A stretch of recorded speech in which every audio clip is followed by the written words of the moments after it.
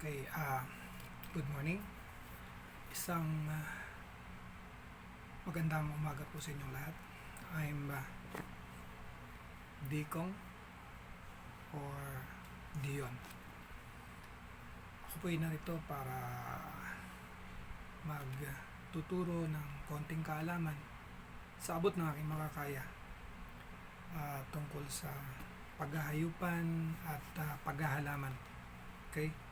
Maring ako'y tanungin nyo, ano bang yung karanasan? What is your experience regarding animal husbandry, regarding agriculture? Meron ka bang experience? Do you have any experience about agriculture, about animal husbandry? Okay, so especially Filipinos, no, napaka mga Pilipino yung maduda. They are not easily going to believe what you are going to share with them. They would tend to question your integrity, your personality, and subjected to bullying. Mahilig magbully ang mga Pilipino. So, I need to introduce myself. So, I'm Dikong or Dion. I'm a graduate of actually it's not in the field of animal and agriculture, but my expertise is into marketing, into economics, okay, on how to do sales, do selling, do some business. For short, I'm a business administration graduate, okay. But the reason why I'm here is because when I was in Australia, I used to have a short course in the University of Sydney. I do some horticulture studies in Sydney University, as well as my background with regards with agriculture. I used to work with one of the biggest farming tomato farm in Australia. Okay, I was the I was a horticulturist to that effect. Though I don't have any experience yet when it comes to agriculture, horticulture, but because of their beliefs and trust to the Filipinos, they hired me as one of their horticulturists.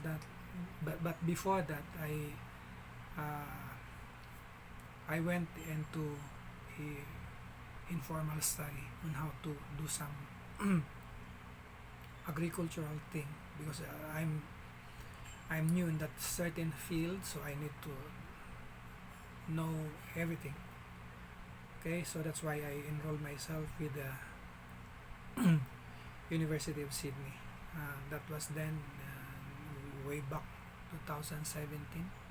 Okay, so I went there and study and do some research regarding what they are doing. The reason why I went through with that kind of study, because back here in the Philippines, we have so many problems when it comes to agricultural thing. Most of our farmers, karamihan sa ating mga magsasaka ay hindi po talaga marunong na pag-iwanan tayo. Ako mismo, ang aking pamilya isang magsasaka din. Yun nga lang, we are into coconut farming in the province of Cebu.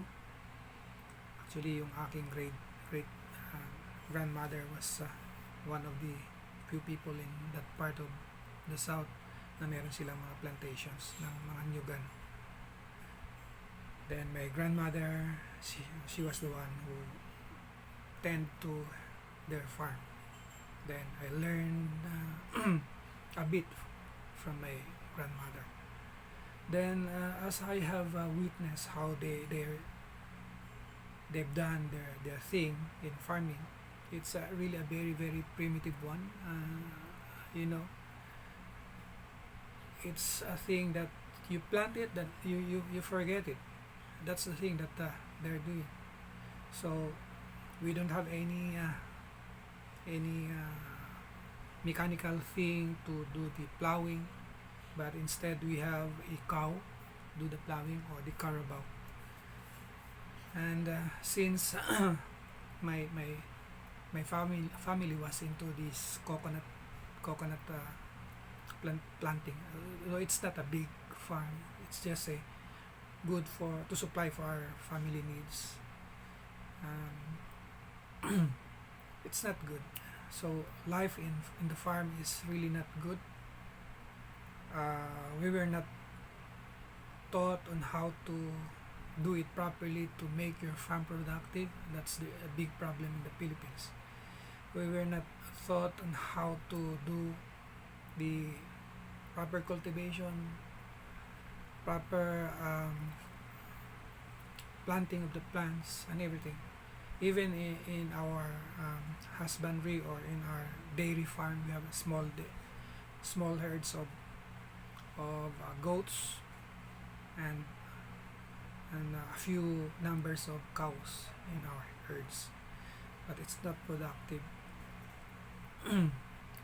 During those days, I was still very young, and still empty in my. I don't have any idea yet what's going on that farm. All I know is as if I was just playing. I was just there helping do things. Know nothing about farming. Then, as time goes by, then I realized that we're poor. Yes, we're farmer. My family in that province, they have large tracts of land, yet it's not productive. It's not well managed. The reason behind that was that during the Spanish time, my great grandparents were not being educated properly. They don't have proper education on how to do the farming thing. Only the rich people in the urban areas who are close to the church, who are living and conniving with the priest, who were being given proper education. But my great grandmother, she was just on her, I think, fourth grade. But during that time, even if you are on that level of education, very low, fourth grade, according to stories, according to my grandma, her her mother was used to be the teacher on their town. Imagine a fourth grade teaching fellow less educated or no education at all. What will happen? What will these people learn from a grade hardly earned a diploma in elementary? So that's the thing. That's the reason why most of our areas in the Philippines are not well developed, because there is no education given by the Spanish, by the Catholic Church, who was then the one managing our system, our economy, our government, and everything. It's the Catholic Church. So because of that bad experience, based on our history and my family, that they suffered, they weren't able to develop their skills in farming, or even in carpentry, constructions, or whatever. That's why in the provinces you would see houses which were made up of what's this, just a cut of wood, cut it, and then have some nails, then nail it, then put some roofing on it, then that's your house. That's it. They were not being taught on how to do the skills in carpentry or whatever, or on how to create tools to do the carpentry, on how to create tools to do the farming, on how to do things to do the tending of your farm. During that time, because they have large tract of lands in the province, because my family were the one who originally belonged to that certain part of our province, or what do we call as lumads, the natives of those lands. Because of lack of education, we don't able to develop our area. So for that experience coming from my family from the past, that pushed me to study, though I don't have any capacity to support my studies. I don't have any money to go to college and study the thing.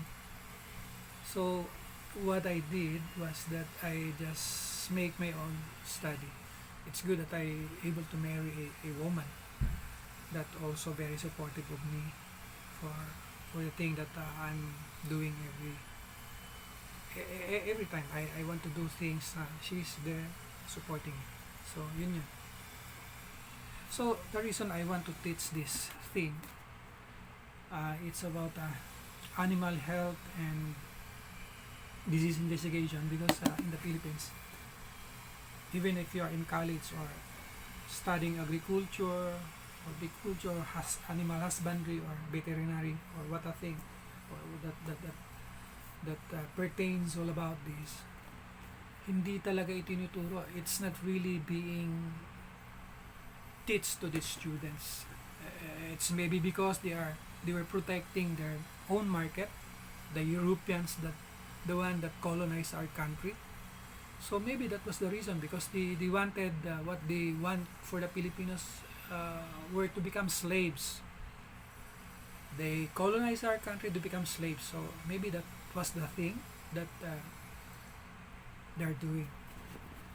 So for that reason, we need to do our own thing to develop ourselves, to become good in agriculture, to become good in economy, in economics, in politics, even our politics in nowadays, in these long years of still in trouble. It's not good. So we still need a lot of things to develop as a new sovereign nation. That's the Philippines. Now, going back here in our subject, teaching about agriculture, livestock husbandry, it is very important for me. Upon I learned this thing from Australia when we went there and supposed to be to migrate and to live, but it was not successful, because maybe this was the part of my journey. I am born in the Philippines. I need to go back here in the Philippines to maybe to help uplift the life of my fellow poor farmers. So that's it. So it is very important, because of our sufferings from the past, we didn't able to develop our farm. Nothing happens. We didn't able to develop our industries. Yeah. The focus of education that being given by the government that being controlled by the church, was just to give us and to make us slaves or servants to the Europeans, to our colonizers. So that's the thing that drives me to go further and make this video to share with my fellow Filipino poor farmers like me, and as well as to the other parts of the world who are suffering the same fate as we are, Filipinos. Colonized country, maybe wherever you are in any part of the world, you maybe was part of the colonized land, then you may be one of those who experience or who suffer the what's this, the brunt of the terror from our colonizers, the exploitation of our resources, of our people, and of our lands, and the thing that they never really cared for us to give us enough skills and education to develop ourselves, our family. Those were the things that drives me to share this, because it is very painful, but it's not easy to live from the past, so we need to move on and live in our own lives. Okay, so here it is very important, because what we eat is what we are. Those were the saying, common saying. So kung anong kinakain mo, ay yun ka. In my own study, because when I was in Australia, I was wondering why there were so many aged Australians roaming on the streets, on the beach, on the parks. Those were all aged, and you could seldom meet younger people. So I asked myself, what's these people doing here? Where are the young people? So when I ask someone around, and they say me, because the young ones, they are in school studying, or maybe they are in the business doing the thing, or in the farm. So during my free time, when I was in the beach or in the park or whatever, doing my thing, I always meet a lot of aged people. And one time I was with this aged man, maybe he's about 90 year old, and we have this short conversation. Then I asked him, "Sir, what's your what is your what's this secret for longevity? Why you Australians having these long lives?" Okay, the lifespan of Australians is I think, for female is between 87 to 90 years old for female, and for the male it's between 85 to 80 to 85. So it's quite very long. Well, in the Philippines, when you roam around here, in our area in the Philippines, you could seldom see any aged people. Usually, mostly young people are in the park, in the malls. So it's the opposite. So I noticed that we don't have enough aged people in the Philippines. The reason behind, when I asked this old man in the park, I asked him, and he told me, where are you from? Then I told him that I'm from the Philippines, but he thought that I'm from Indonesia, or from Thailand or Japan. Then he answered me, here in Australia, our government is very particular with the food that they are feeding to their people. They see to it that the food that that the government allows to go into the market should be well inspected for chemicals, additives, or whatever things. It is because, as what the old man told me, this could affect your health. Then he asked me, how about the Philippines? What's the life expectancy of people in your country? So I answered, in our country, you're lucky if you reach the age of 70. Huh? So he was amazed with my answer. 70? That's so short. Here, 70-year-old still working, because in Australia they have a different, because maybe of their very low percentage of population, low percentage of birth, they allowed aged people to still work till the age of 70. And maybe what's the reason why they have better and longer lives as compared to Filipinos.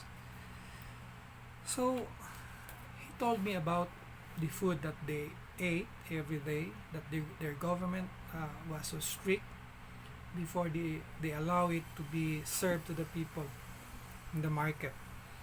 So it's a total opposite here in the Philippines, because in the Philippines there is no such thing as to, I think there is, but it was not highly observed in their farm, because I was working in the farm. Their councils, the one who was the one monitoring the activities of the farmers, they see to it that the farmers are doing their thing right. So if you see that you are into food productions, they see to it that there is no harmful chemicals that you are spraying or putting into your plants or to your cattle. Okay, so the food that these cattle, or the feeds that these cattle are eating, are really good. There is no antibiotics that would affect the health of those who would consume their meats, of their milk and everything. So they are very strict when it comes to that.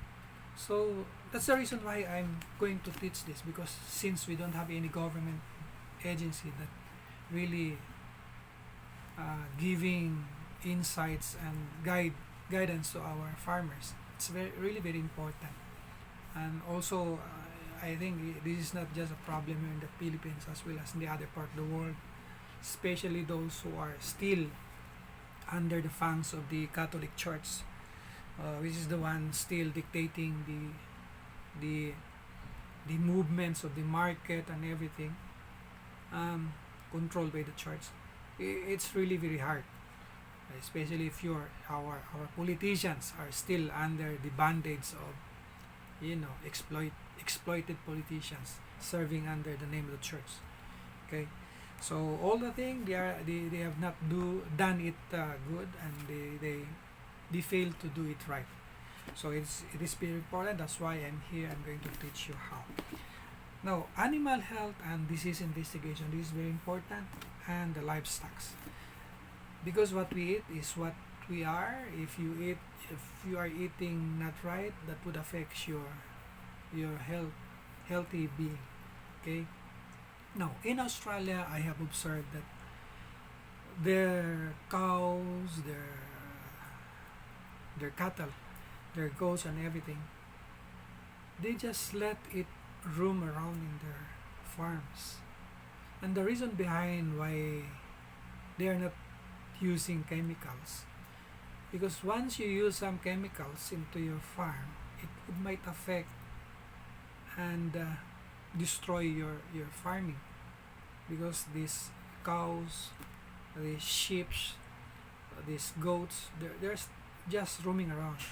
And aside from that, the wild animals that are also there eating around, doing their thing, fertilizing the farm. Unlike here in the Philippines, when we used to do some fertilizer, artificial fertilizer, which is not a good thing. Yeah, because sometimes in using that fertilizer, there are some additives that would most likely affect the health of those who would consume that products coming from that farm. So that's very important.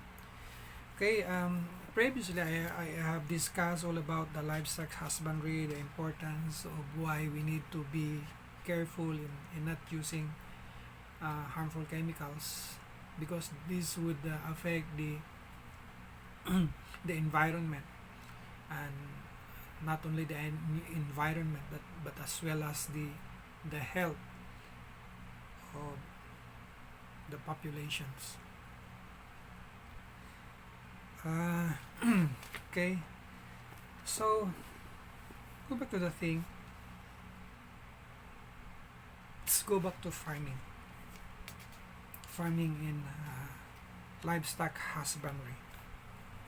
Okay? So, why do people get sick? What happened to our system? Why do we get sick? The reason people getting sick was because of the nutritional imbalance of our body. If you are keep on eating foods, meats, or whatever, which are having insufficient nutrients, what would happen to the recipient body? Unhealthy. Okay, sickly. So that's it. So what we need to do in order to address that problem is to study about how we produce our products, on how we are tending our vegetables in the farm before it landed it on the market.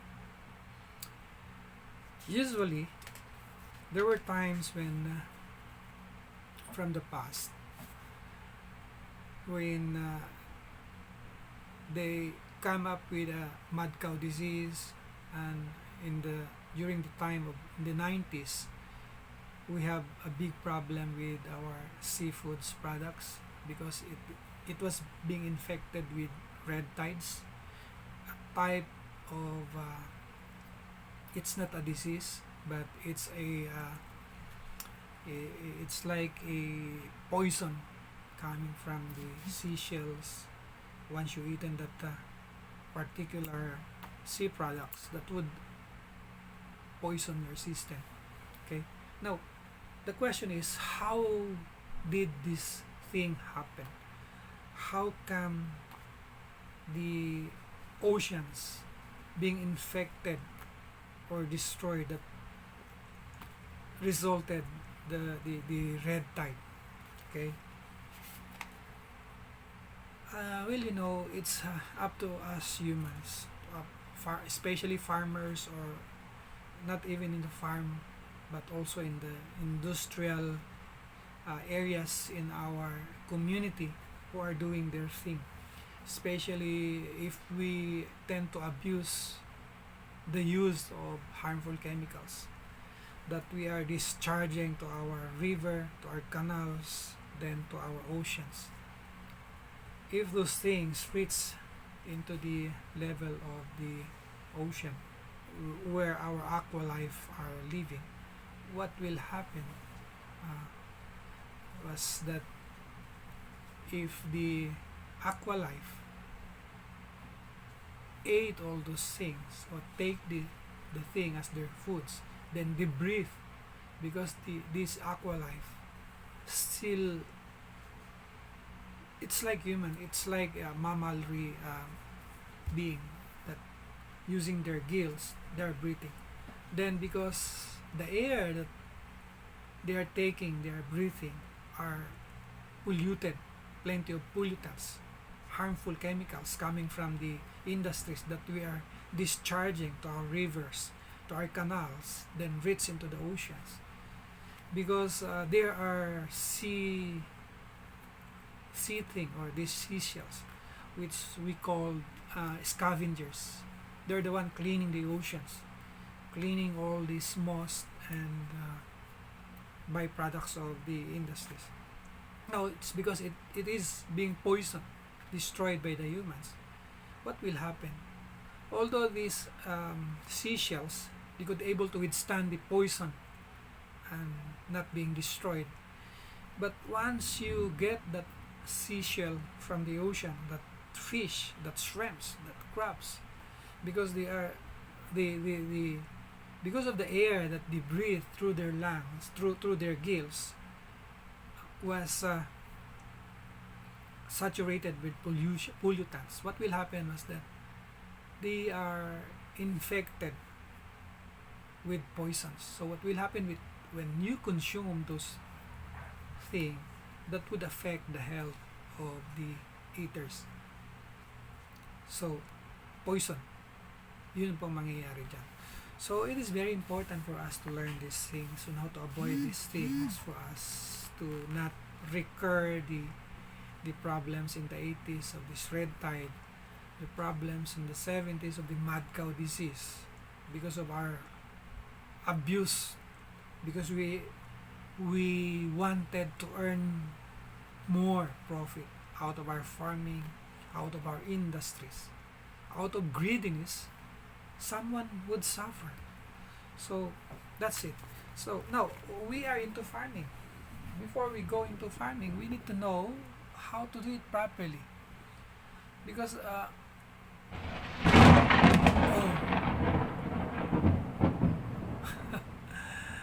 it's about to rain. If we don't study those things on how to avoid coming up with that problem that they suffered before, we may able to experience as well what they have suffered from the past. So it is very important. So in farming, there is no such thing as shortcut. You don't need to shortcut. It's good that we have neighboring countries that have suffered that fate from the past, that we can study. We can study their books, we can study their systems and their industry. Though sometimes they don't share the ideas with us. But the advent of the internet, we can do some Google, because there are a lot of good people around that really willing, like me, willing to share, to free ourselves away from that burden, from our suffering past. Okay, so that's it. Don't do some shortcuttings of things to get more profit, to get more income or return of investment out of our farming, out of our thing, of whatever. Okay, so it is very important. So I need to discuss this. So just bear with me until sometime in the future. Just watch my video, though I am not that good yet in sharing my ideas, but I need to start this, to share this, because I'm in the FB page, and usually there are some people, while I was in the gardening sections page, they are raising up their problems regarding something, some problems with their plants, with their animals, and they cannot come up with a good solution sometimes, especially for example in the farming of tomatoes. I just watch them, and someone raise a problem. For example, there are so many what's this, that affect the leaves of the tomato. Then what will the other Filipino farmers did? They advise this newbie farmer to use chemicals, especially malathion or some other destructive chemicals that really very harmful.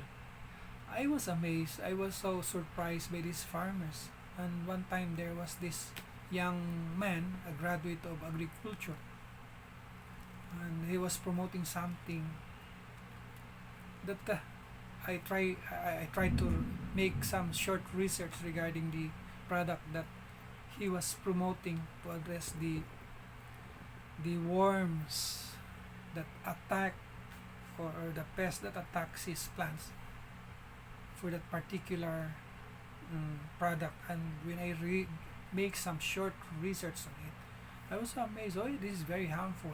How come these young agriculturists give such advice to use that would would surely affect our environment? So it's crazy. They don't care for their environment. So what would happen in the future? What will happen to the people that would consume the products that they are farming, infected with bad chemicals, poison? How if this the market wouldn't just care of washing their vegetable first before putting it in their table? What will happen to their consumers? Would surely be poison. So these are the very thing that we need to address. We need to stop using chemicals, using additives in order to fatten our pigs. Other people using artificial health enhancing chemical that would surely affect the healthy the health being of its consumers. So these are the very thing that I need to share with you. So I'm Dion, and that's all for today. And I hope that you still with me. The next time I would share with you the proper way how to do it right.